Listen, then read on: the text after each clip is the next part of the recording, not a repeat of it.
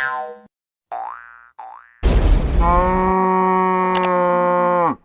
Gaming. Hey there broskis, Wagyu here and back with another Exos Heroes video. Hope you're all having a wonderful day. So now we are going to our second month, and the game has been good. Okay, let's be real, it's been beginning to drag. I don't want the negativity, I just want to help improve the game I enjoy.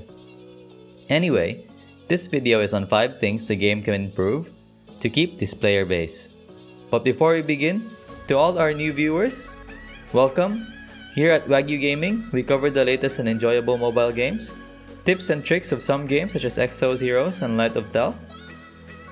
We plan to cover Genshin Impact and Tales of Cristoria as soon as they drop.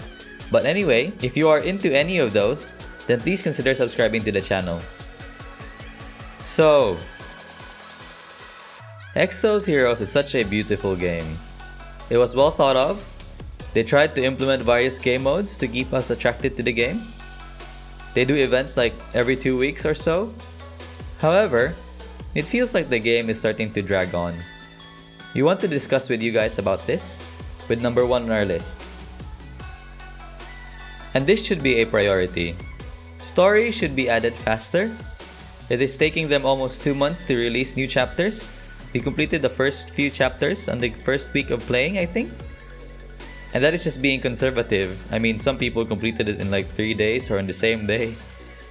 A good timeline to release new chapters would be monthly, especially for the player base that played the game during launch. We lack more content. I think that's it. Number 2. The daily grind. Almost 2 months in, and the daily grind has become very redundant. Wake up, do dailies, leave on auto. That's okay. That's normal in a lot of games. But man, waiting for the Holy Dragon Grants to finish just takes a lot. Not only does it take much time, but it would be really hard to do it on the go, due to the high battery consumption of the game, even on battery saving mode. And there is no auto repeat function, therefore we really have to manually go in and challenge the dragon again. We suggest that if they can't add a skip function, then at least an auto repeat function might do and help the community out a lot. Number 3. Character variation. FC Anna, FC Rira, Bathory, Ulum or Garf or Digas, Annie or FC Zion or Rachel, the most generic PvP team composition out there. But why are people doing this? Because this lineup actually works. I mean, I don't deny that, it's actually really hard to beat this kind of lineup. I still have to give the game credit though, for trying to give us the awaken function and forcing our hand to build lower tier units for other contents. But man, the PvP situation right now really lacks variation. I just hope the upcoming summer units will help with this. They keep adding Fate Core characters though, but does that mean the normal characters will eventually become obsolete and rendered useless? Especially in PvP?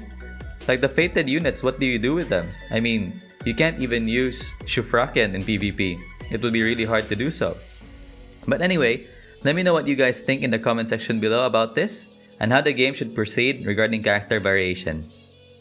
Number 4. Access to different fated gear. Now it is not that hard to get a fated gear in game, but the player base should have access to purchase of fated gear and not just legendary gear, even if it can be a rare spawn on the shop. I mean, once you get to endgame, you don't even check the store much anymore, since there's nothing there that is actually worth the effort to go through the lag of the game to check it out. If they can't do this, then maybe a similar mechanic to sacrifice 2 fated heroes for a random new hero would work. So this time it would be 2 fated gear to get 1 fated gear of random slot. I mean, they're already selling the exclusive weapons of units in the Fate Core shop already.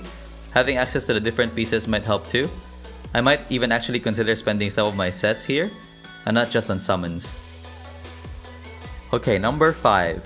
Last but not the least, the number of banners and how long they stay. It might have worked, since for the month of June, Exos Heroes had one of the highest revenues for a newly launched game. But the question is it sustainable? Would you rather have a 1 good month of revenues and the rest low revenue months? Or would you rather have a decent spread of revenues to make the game last longer? But anyway, their business decision to make. So what I feel about this is that they release a new banner weekly. It could be really hard for F2P players to actually get the featured units, thus relying on rerolling to get the units they need. I think a better strategy would be to release a few banners at the same time monthly. This way, the F2P players can still have time to farm and summon for the units they want, and whales and dolphins, as usual, are more enticed to spend for longer periods of time since the banners are right in front of them. So yeah, that's what I think about this. Anyway, I really wish for this game to have a long and good life. I really enjoy it, the designs are really good, it is relatively fair, the Fate Core units drop decently, just a few tweaks and the game can be taken from good to sustainably great. I added sustainable there, because you know, it's not just about being great, it's about the game to last long. So I hope you guys enjoyed this video, and if you agree with any of my concerns, then please do leave a like. But if you don't, then go ahead and leave a comment so we can discuss your opinions too. Everyone is heard here at Wagyu Gaming, and we reply to every comment, so yeah, would be worth your time. Please do consider subscribing if you want to see more of my content. Thanks for watching and see you in the next video.